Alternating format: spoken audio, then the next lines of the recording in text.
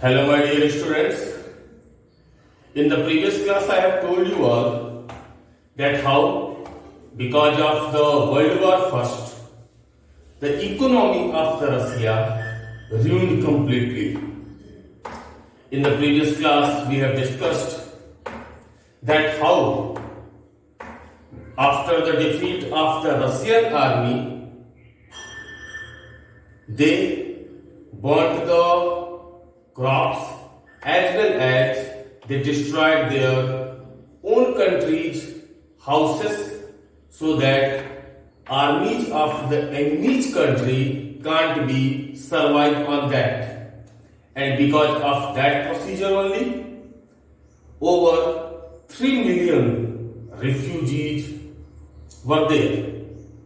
So, after that, we shall discuss the two topics today. First one, February Revolution of 1917. Later on we shall discuss what happened in the Russia after the February. So first, February Revolution of 1917. What were the causes for it? What was the result of it?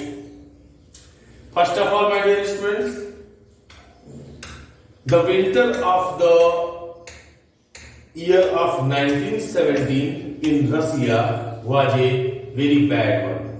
Why it was a bad one? Because winter was more and exceptional fog and frost was also there, and because of that the production declined a lot. And yesterday at last of the class, I have told you all that in the Petrograd, there was the river Neva, and the areas of the river Neva were also showing the superiority and inferiority, or in other words, we can say it was also showing a clear division among the people of the Russia. So, on the right side of the river Neva, there were the workers' quarters and buildings. But if we talk about the left bank of the river Neva, there were the fashionable buildings, including the Winter Palace, as well as that palace where Duma met. Yesterday I told about the Duma, that Duma was the elected consultative parliament of the Russia. So, as shortage of the food supply occurred in Russia, men and women of the workers' quarter started to make riots, because food is the basic necessity, and when they were unable to get that, obviously they made revolt for it. Now, the main cause of the February Revolution of 1917 occurred on the 22nd February. What happened on the 22nd February? On the 22nd February, on the right bank of the river Neva, a lockout took place. Yes, means a factory was closed. And as we have discussed in the previous classes only, that during that time a lot of unions were there of the workers who were made to help the workers at the time of the need. So as on the 22nd February lockout took place, in the sympathy, more than 500 workers joined there. And in this event, after the event which occurred on the 22nd February, women of the Russia also actively participated in that. and because of the participation of the women, that event is also known as the International Women's Day. Why it is called International Women's Day? Because it was the first time in the Russia that women actively participated in any revolution. So, after the lockout, 500 workers, now that workers moved from the right bank of the Neva to the left bank of the river Neva. Now they gathered on the left bank, in the street of the left bank on 24th and 25 February. After seeing the gathering of the revolutionary people, government frightened and they called the cavalry and the police. But revolutionary didn't do anything. They made the peaceful procession and later on, till the 25 February evening, they returned back. But on the 25 February only, once again a event took place in the Russia, which was the main cause for the February Revolution. What happened on the 25 February? On the 25 February, in spite of the suggestions given to the Tsar by his own government officials, he neglected their proposal and government, or in other words we can say Tsar, suspended the Duma. Yes, the elected consultative parliament which was formed in the Russia, that was suspended. And as the Duma was suspended, on the 27th February, workers, including the other revolutionaries, were totally against the government.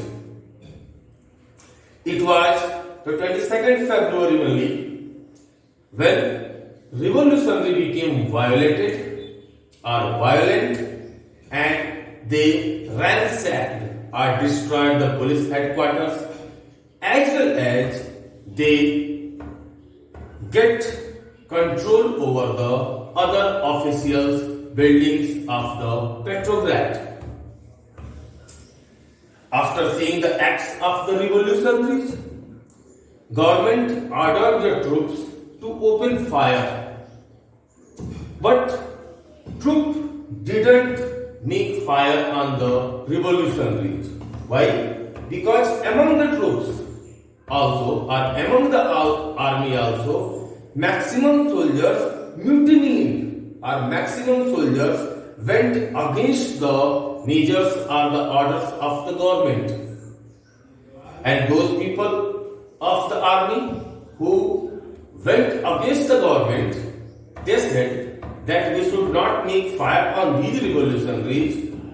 In spite of making fire, we should join. And same happened. Maximum of the revolutionaries joined maximum of the members of the army joined the group of the revolutionaries. After seeing such type of condition, the ministers and other officials of the government advised the Tsar Nicholas II to abdicate, or in other words we can say to leave the post. This time Tsar followed the advice and on the 2nd March of 1917 Tsar abdicated from his post. As Tsar left his place, revolutionaries formed a provisional government, or we can say a temporary government, to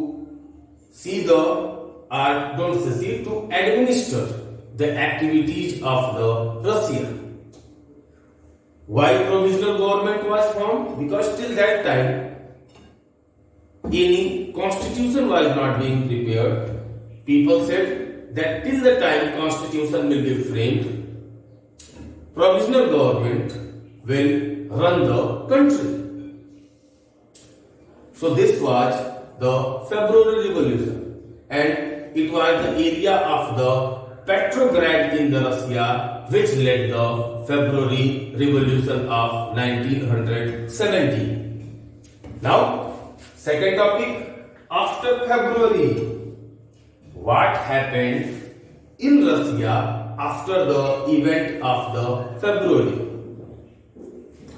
My dear students, maybe it is memorized to you or not, that at that time when theory of the socialism was on its peak, the Russian Social Democratic Workers' Party was divided into the two groups. One was the Bolsheviks and another was the Menshevik. In the previous classes I have told. So, in that class I have also told you that the leader of the Menshevik party, the leader of the Bolshevik party was Vladimir Lenin. But in that class we had also discussed that till the year of the 1914, all the political parties were illegal in the Russia. So, because of any act of the Lenin, he was exiled from the Russia, or he has to left the country. But in the year of the April 1917, Lenin returned to the Russia, and in spite of being in other country, when First World War broke out in Russia in 1914, from that time only Lenin was against the war. So when Lenin returned to the Russia, he got the support from the people, and in the April only after his arrival to the Russia, Lenin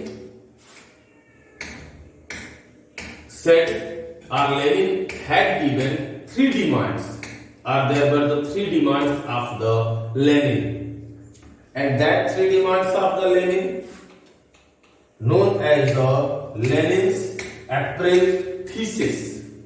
Why it is said the Lenin's April thesis? Because these demands of the Lenin were given in the month of the April. So what were that three demands? First demand, war should be closed, means now Russia should be cut off from the war. Second, land should be transferred to the peasants. The lands of the nobility and the aristocracy, including the church, should be given to the peasants or the farmers. And third one, banks should be nationalized, means bank should be under the control of the government. Now, after seeing such type of radical demands of the Lenin, liberals and other revolutionaries thought that it is not the correct time to make once again a revolution, because in the February, means 2 months before, only revolution took place in the Russia.